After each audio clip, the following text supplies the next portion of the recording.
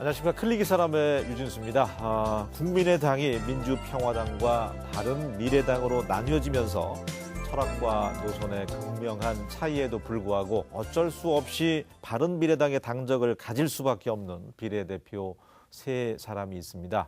그 가운데 우리 지역 출신, 군산 출신이죠. 박주현 의원님이 계시는데 오늘 모처럼 또 전북을 찾아왔습니다. 이와 관련돼서 이야기 나눠보겠습니다.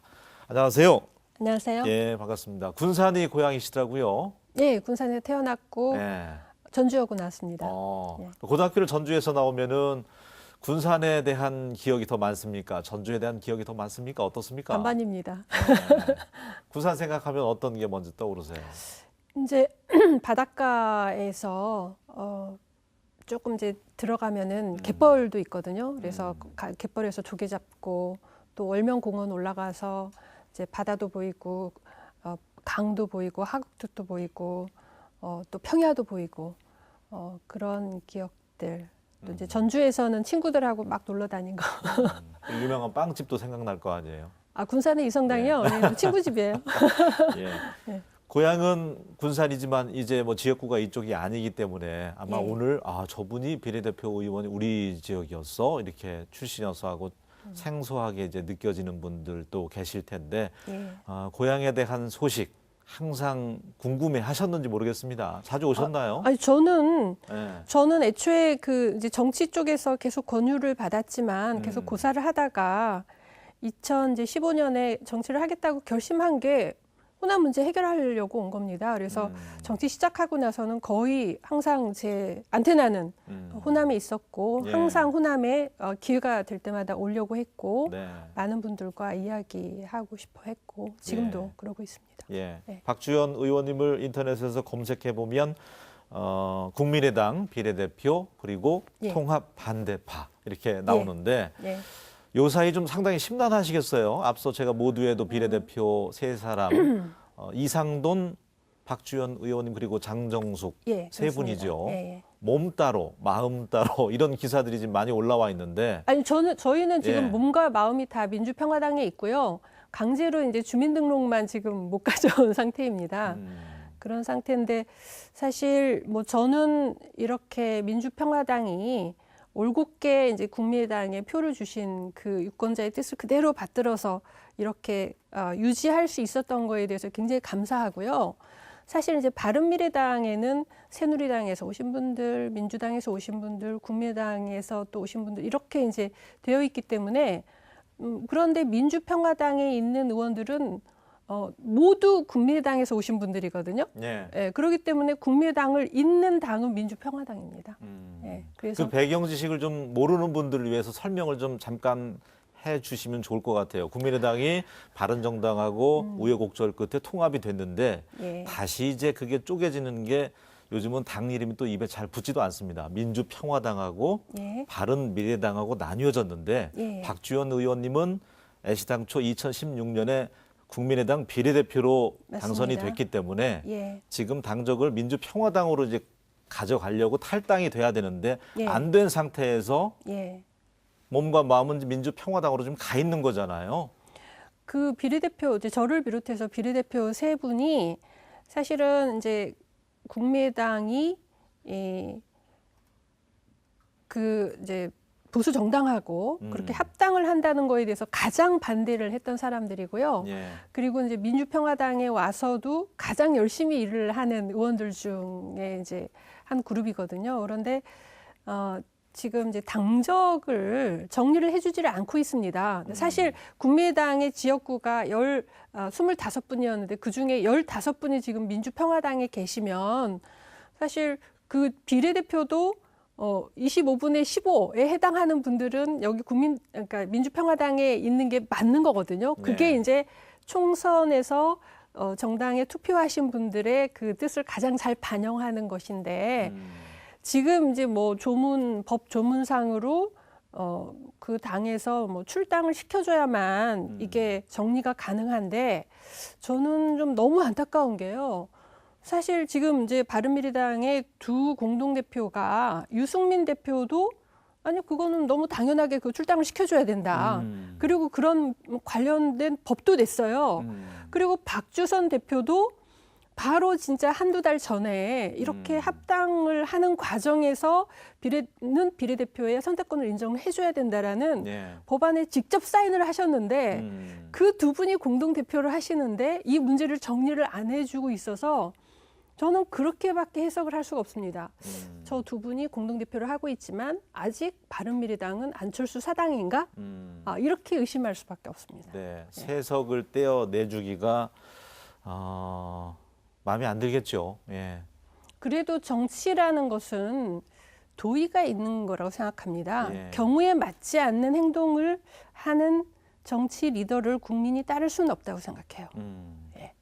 그러니까 적절한 비유인지는 모르지만 이미 이혼 상태인데 국민의당, 바른미래당과는 지금 활동은 민주평화당 가서 하고 있잖아요. 그럼요. 예. 그리고 또 6월 지방선거에서 또 지방선거 대책위원장을 또 맡으시고 당직까지 주요. 예. 그게 가능한가요?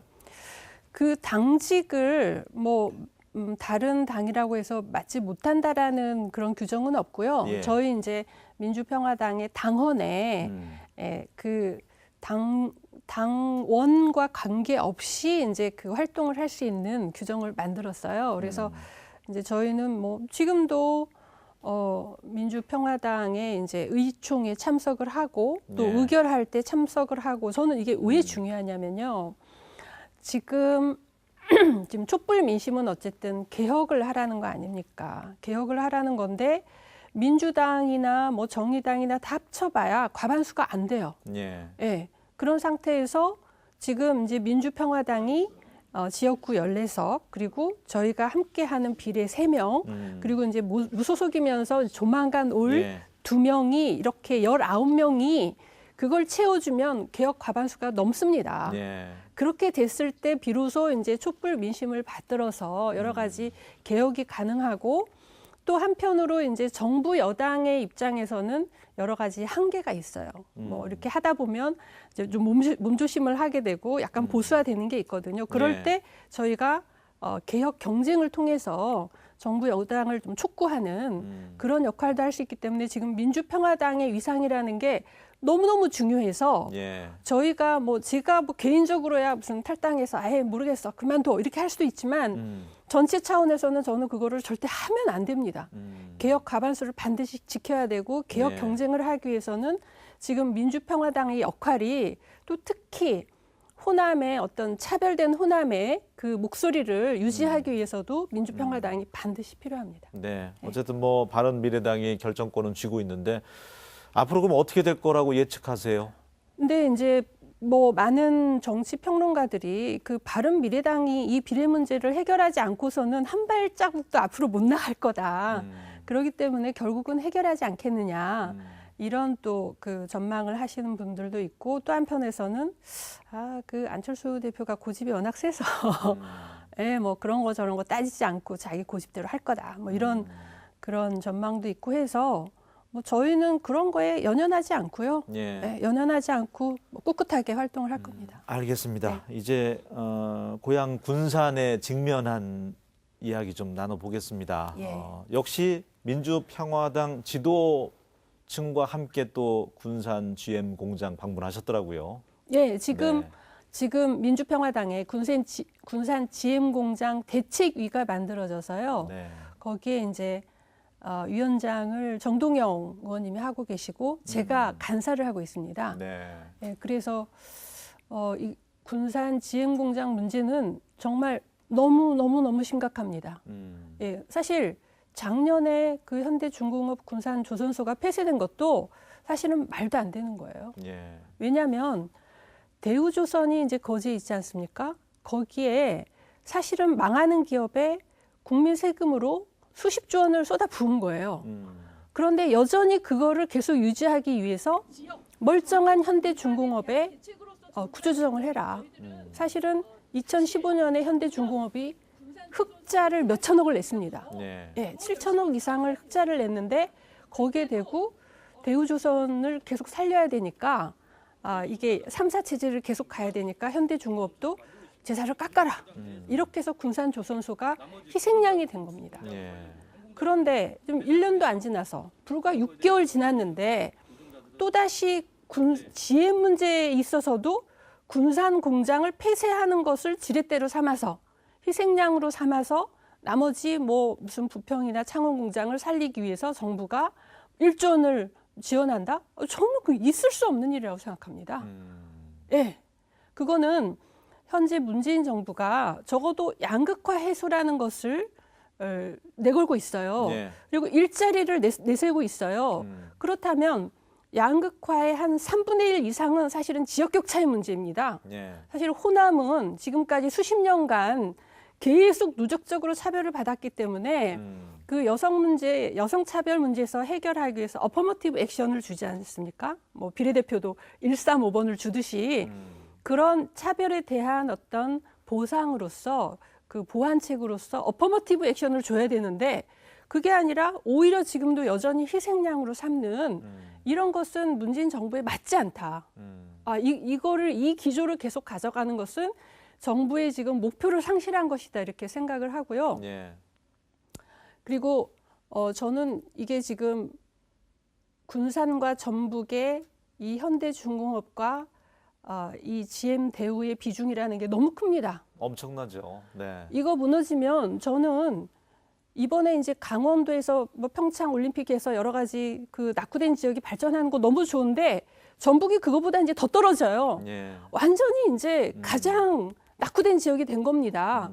그래서 이 문제에 대해서 우리가 지금 문제 제기를 하는 것으로는 안 되고요. 예. 이거 이제 해결책을 찾아야 되는데 우선 이제 한 3가지 방법이 거론이 되고 있습니다. 예. 해결책으로. 네. 예. 한 가지는 이렇게 무슨 정부가 1조 원을 그냥 뭐 그 자본 잠식된 거에 대해서 이렇게 세금을 퍼부을 게 아니라 예. 애초에 GM 본사에 그 주식을 인수해서 결정 권한을 갖고 그 GM 본사에서 자 한국의 이 세 공장을 다 유지하는 그런 결정을 내리는데 직접 참여할 수 있도록 그런 방식으로 가야 된다라고 하는 것이 이제 정동영 의원님이 예. 지금 주장하고 계시는 솔루션이고요. 네. 워낙 GM 기업 자체가 경영이 불투명하다고 하잖아요. 그렇습니다. 네. 그리고 그 뭐 그동안 워낙 이제 여러 나라에서 먹튀, 호주에서도 먹튀 했었고요. 예, 독일에서도 뭐 사실 네. 그랬고요. 그래서 일단 뭐 제가 생각하는 그런 솔루션은 지금 정부는 예전에 대우조선에 했던 것처럼 적당히 이제 몇 가지 약속을 받고 다시 또 돈을 넣는 방식으로 가려고 할 거예요. 그러나 그거는 이제 불가능합니다. 왜냐하면 대우조선 등 사건에서 이미 그게 더 이상 그거는 적절치 않다라는 국민 여론이 이미 형성이 돼 있어요. 그냥 산소호흡기 꼽는 거죠. 맞습니다. 예. 그리고 또 하나는 GM 대우는 먹튀 외국 기업입니다. 네. 국내 기업도 아니에요. 그래서 그거에 대한 어떤 국민 저항이 있습니다. 그게 과연 맞나? 그리고 세 번째는 이게 군산 공장을 폐쇄하는 조건으로 이렇게 진행되는 거에 대해서 전라북도가 그거를 결코 용인할 수 없습니다. 예. 그렇기 때문에 이 3가지의 벽을 넘어갈 수 없기 때문에 정부가 지금 하려고 의도하고 있는 그런 대우조선 방식의 이런 해결은 있을 수 없다. 제가 이제 기재부 차관에게도 그렇게 강하게 얘기를 했고요. 예. 그러면은 정부가 이 문제를 해결을 하려면 자, 이 낙후 지역에 일자리 재해 문제가 발생을 했다. 예. 특별 조치를 취해야 되는데 그 방식을 혁신 성장 지원의 방식으로 하자. 그래서 지금 어쨌든 GM 대우의 시설을 활용하든 아니면 새만금의 새로운 어떤 시설을 만들든 예. 그런 미래형 자동차의 전진 기지를 만들자. 대중국 수출 전진 기지로서 거기에 정부가 5천억이는 1조를 적극적으로 투자할 테니 예. 자, 누가 할래? 현대기아가 할래? 아니면 르노 삼성이 할래? GM 대우 너희들이 할래? 이렇게 제안을 하라는 거죠. 예. 그러면 뭐 현대기아의 입장에서도 수십 년간 지금 국내에 투자를 한 바가 없어요. 땅 네. 투자만 했지. 네. 예, 공장을 지은 바가 없기 때문에 이제 사실은 현대기아도 어떤 적극적인 역할을 해야 됩니다. 그런데 뭐 미래형 자동차는 어차피 해야 되는데 정부가 상당한 지원을 하겠다고 하고 대중국 수출에 있어서 굉장히 유리한 어떤 군산 새만금 지역이 있다. 예. 저는 그거는 현대기아가 충분히 받을 수 있는 안이라고 생각을 합니다. 국내 제조사가. 예. 그리고 이제 그것뿐만 아니라 사실은 이제 그런 삼성전장이나 LG전장 그런 전기차 관련된 예. 그런 그 IT 산업도 저는 뭐 물론 되게 이제 수원 이하로 내려오지 않으려고 할 거예요. IT 관련된 거기 때문에. 하지만 그게 어떤 자동차 산업과 연관된 것이고 그렇게 뭐 새만금 부지 활용이나 그런 광주형 일자리 이런 등등의 여러 가지 정부 지원이나 이런 것들이 맞물린다면 얼마든지 그런 기업들도 올 수 있다고 생각하기 때문에 저는 지금 실사가 진행되는 한두 달이 예. 골든타임입니다. 예. 지금 이 시기가. 맞습니다. 예. 예. 그 마침 그래도 조금 다행인 것은 뭐 기본적으로 뭐 큰 의미는 없다고 하지만 고용 위기 지역으로 이제 지정이 됐고요. 예. 그리고 어제 그제 새만금 공사 법이 통과가 됐습니다. 예. 예. 그래서 주체가 이제 확정이 됐다는 거죠. 예. 그리고 또 하나는 이제 새만금 투자 관련해서 한중 장관 그런 그 회의가 예. 지난달에 재개가 돼서 앞으로 이제 계속 진행이 될 거거든요. 그 과정에서도 저는 상당히 이제 여러 가지 안이 나올 수 있다고 생각하기 때문에 저는 뭐 그 청와대도 그렇고 뭐 기재부, 산자부 등 정부도 그렇고 전라북도도 그렇고 우리 의원들도 그렇고 두 달 동안 정신 바짝 차려야 된다고 생각합니다. 예. 그러니까 전화위복을 할 수 있어요. 예. 그런데 이 시기가 지나가면 저는 뭐 이 시기 지나가고 지방선거 지나가고 유야무야 되면 저는 전북 경제는 거의 예, 그 뭐 심각한 군산만의 문제가 아니라 이제 전북으로 전북입니다. 번지는 거죠. 네. 전북 경제가 무너지면 예. 대한민국 경제는 건강하겠습니까? 맞아요. 네. 이 시기가 골든 타임이라고 말씀해 주셨는데 사실 호주, 뭐 독일에서도 전과가 있는 그런 먹튀 전과가 있는 GM 기업인데 이미 정부 자체가 예견을 했었어야 되는데 맞습니다. 네. 예. 그런 아쉬움도 커요. 국민 입장으로서는. 예, 예. 충분히 그럴 개연성이 있었잖아요. 그리고 네. 사실 정부의 무기나의 군산 공장을 폐쇄했다라는 그런 뭐 전원들이 속속들이 나오는 겁니다. 예. 예, 산업은행에서 파견한 사회이사들이 뭐 그 구조조정 이사회에 불참을 했다든지 아니면 이제 기재부 쪽에서 그 대우조선은 좀 정리를 하면서 군산 조선소는 또 조금 다시 살리는 방향으로 가면서 군산 GM 공장을 폐쇄하는 걸로 빠터를 하자 이런 얘기도 나왔다는 것이기 때문에 저는 이 정부가 이 사태의 심각성을 그 정도로 모르고 그리고 굉장히 안이하게 이전에 이명박 박근혜 정부가 했던 방식으로 지금 관성대로 흘러오다가 이 사태가 지금 벌어진 게 아닌가 하는 의심을 하고요. 저는 이 부분을 해결하지 않으면 저는 문재인 정부가 양극화 해소나 그런 진보적인 가치를 얘기할 수 없다고 생각합니다. 네, 알겠습니다. 이미 뭐 트럼프 미국 대통령 같은 경우는 해외에 나가 있는 공장, GM 공장 같은 경우 이제 미국으로 본토로 들어올 것이다. 군산 공장도 역시 디트로이트나 이런 쪽으로 들어올 것이다.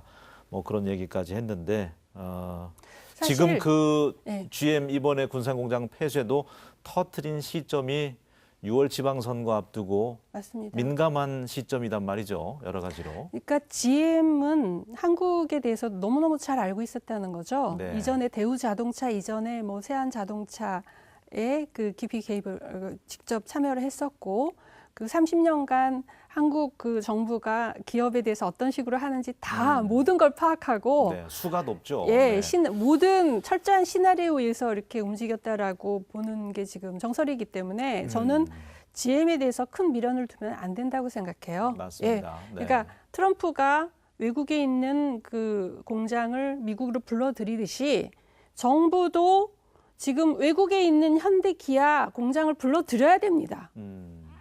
그거를 위해서 정부가 직접적인 수단을 써야지. 예. 예, 이렇게 무망한 뭐 호주는 지금 2조, 3조 하고서 그거 끝나자마자 바로 이제 철수했다는 거 아닙니까? 예. 그래서 이 부분은 정부가 이번 판단을 아주 엄중하게 잘해야 된다고 생각합니다. 알겠습니다. 자, 이번 한두 달이 이제 골든타임이라고 하니까 지역 정치권 모두가 나서서 역량을 결집해서 좋은 해안들을 좀 많이 모아봤으면 좋겠고요. 이제 개인적인 이야기 좀 여쭙겠습니다. 뒤늦게 정치권에 이제 입문하게 됐는데 계기는 어떤 것이죠? 저는 이제 88년에 변호사를 시작을 했고요. 예. 변호사를 이제 하자마자 민주사회를 위한 변호사 모임이라는 게 만들어지면서 거기에 이제 창립 회원으로 일을 시작해서 뭐 그때부터 이제 뭐 무슨 인권 변호사로서 뭐 무슨 시국 사건, 노동 사건 이런 것들을 이제 도맡아서 했고요. 예. 그리고 이제 처음에 89년부터 저는 이제 그 육아 문제, 보육시설 필요성 이걸 제가 이제 입법 과정에 직접 참여를 하면서 예. 계속 이제 정책 과정에 계속 시민단체나 민변을 통해서 활동을 해오다가 사실은 이제 그 당시에 여자 변호사가 몇 명 없었습니다. 저 때만 해도. 그러니까 뭐 김대중 대통령께서 이제 계속 정치하는 거를 이렇게 제안을 하셨는데 저는 이제 제가 정치 뭐 헤게모니 싸움 이런 거에 좀 그거는 적절치 않고 제가 정책 열심히 보자 하겠다 이렇게 하면서 거절을 하다가 2003년에 청와대 이제 국민참여수석으로 제가 가게 됩니다. 예. 그래서 혁신수석도 하고 그거는 이제 저는 정치라기보다는 좀 관료라고 생각했는데 예. 들어가서 보니까 매우 정치적인 자리였어요. 그래서 그때 이제 어떤 정치의 필요성 이런 것들을 좀 깨달았고 특히 이 진보 개혁 진영이 너무 준비가 안 돼 있다라는 그 아주 뼈아픈 자각을 하고 나오자마자 2005년에 제가 시민경제사연구소를 만들어서 예. 본격적으로 이제 정부의 예산 전반에 대해서 대안을 만드는 작업을 했고요. 그리고 이제 우리 대학 정책이라는 게 굉장히 양극화 문제나 사회 문제 해결에 너무 중요하다고 생각을 해서 예. 제가 핀란드로 대학 정책을 공부하러 유학을 갔습니다. 2003년에. 네. 그런데 가서 이렇게 배운 게 뭐 박사 논문을 열심히 썼는데요. 그거보다 더 중요하게 배운 게 가치, 어떤 그룹, 지역 이런 게 교차되면서 정당이 만들어지더라고요. 그래서 이게 지역을 기반으로 한 정당이라는 게 너무 자연스러운 거예요. 그런데 우리는 뭔가 호남이 개혁의 중심이면서도 호남이라는 걸 얘기하면 안 되는 것처럼 이게 저는 이제 이게 선진 정치에 맞지 않다. 그럼 떳떳하게 자 호남이 개혁의 중심이다. 우리가 호남을 기반으로 해서 정당을 하겠다. 이렇게 가는 게 맞다라고 네. 생각을 했고 그래서 이제 오자마자 그 천정배 의원께서 국민회의를 만드는 과정에 제가 먼저 찾아가서 네. 같이 이제 국민회의를 만들었고 그런데 이제 총선 앞두고 너무 시간이 없고 우리가 세를 이제 형성하기 부족해서 국민의당과 합당을 하고 또 이제 제가 이제 창당 최고위원이 되면서 비례로 이렇게 했지만 예. 그 안에서도 이제 끊임없이 자 우리가 지금 정치에서 가장 중요한 것은 범호남과 개혁의 중심을 만드는 것이다. 그래야 정권 교체도 가능하고 예. 이 우리나라의 어떤 승자 독식의 문제가 해결이 된다. 이거를 끊임없이 이제 강조하는 과정에서 그 결국은 이렇게 민주평화당이라는 저는 이제 옥동자라고 표현을 하는데요. 알겠습니다. 예. 예. 자, 국민의당 비례대표 아직까지는 뭐 당적이니까 그렇게 소개를 하는 수밖에 없을 것 같아요. 3인 가운데 한 분인 우리 군산 출신 박주현 의원과 오늘 여러 가지 지역 현안이라든지 이야기 나눠봤는데 어려운 시기, 우울한 시기, 힘든 시기에 고향에 찾아오셨는데 그 고향이시잖아요. 군산 문제에 대해서는 현안에 대해서는 꼭 힘을 보태주시기 바랍니다. 맞습니다. 예, 예, 오늘 함께해 주셔서 고맙습니다. 예, 감사합니다. 예, 얼어붙었던 강물도 겨울이 지나고 봄이 오니까 녹듯이요. 힘든 상황도 언젠가는 마음에 봄이 찾아오지 않을까 싶습니다. 하루하루 긍정의 마음을 가져보시면 좋겠습니다. 저는 다음 시간에 다시 인사드리겠습니다. 고맙습니다.